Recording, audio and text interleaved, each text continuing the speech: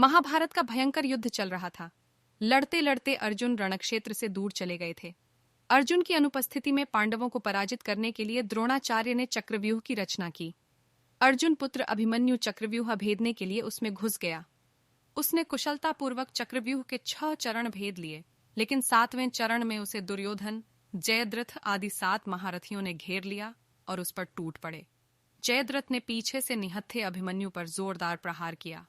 वह वार इतना तीव्र था कि अभिमन्यु उसे सहन नहीं कर सका और वीरगति को प्राप्त हो गया। अभिमन्यु की मृत्यु का समाचार सुनकर अर्जुन क्रोध से पागल हो उठा।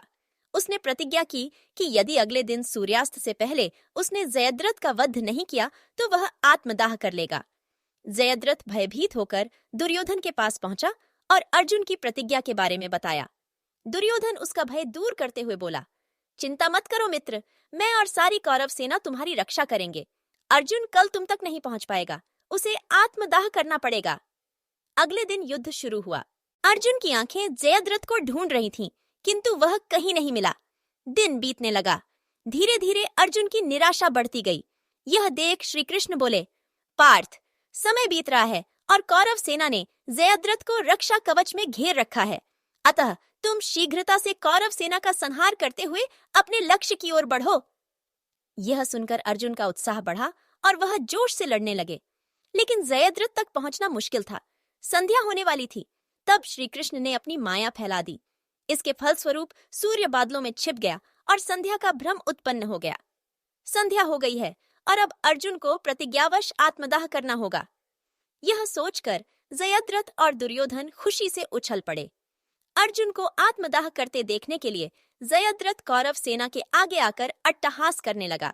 जयद्रथ को देखकर श्री कृष्ण बोले, पार्थ, तुम्हारा शत्रु तुम्हारे सामने खड़ा है। उठाओ अपना गांडीव और वध कर दो इसका। वह देखो, अभी सूर्यास्त नहीं हुआ है। यह कहकर उन्होंने अपनी माया समेट ली। देखते ही देखते सूर्य बादलों से निकल आया।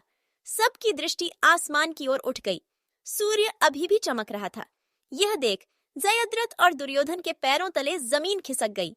जयद्रथ भागने को हुआ, लेकिन तब तक अर्जुन ने अपना गांडीव उठा लिया था। तभी श्री कृष्ण चेतावनी देते हुए बोले, हे अर्जुन, जयद्रथ के पिता ने इसे वरदान दिया था कि जो इसका मस्तक जमीन पर गिराएगा उसका मस्तक भी 100 टुकड़ों में विभक्त हो जाएगा। इसलिए यदि इसका सिर जमीन पर गिरा तो तुम्हारे सिर के भी 100 टुकड़े हो जाएंगे। हे पार्थ, उत्तर दिशा में यहाँ से 100 योजन की दूरी पर जयद्रथ का पिता तप कर रहा है। तुम इसका मस्तक ऐसे काटो कि वह इसके पिता की गोद में जाकर गिरे। अर्जुन ने श्री कृष्ण की चेतावनी ध्यान से सुनी और अपनी लक्ष्य की ओर ध्यान कर बाण छोड़ दिया। उस बाण ने जयद्रथ का सिर धड़ से अलग कर दिया और उसे लेकर सीधा जयद्रथ के पिता की गोद में जाकर गिरा। जयद्रथ का पिता चौंक कर उठा तो उसकी गोद में से सिर जमीन पर गिर गया। सिर के जमीन पर गिरते ही उनके सिर के भी 100 टुकड़े हो गए। इस प्रकार अर्जुन की प्रतिज्ञा पूरी हुई।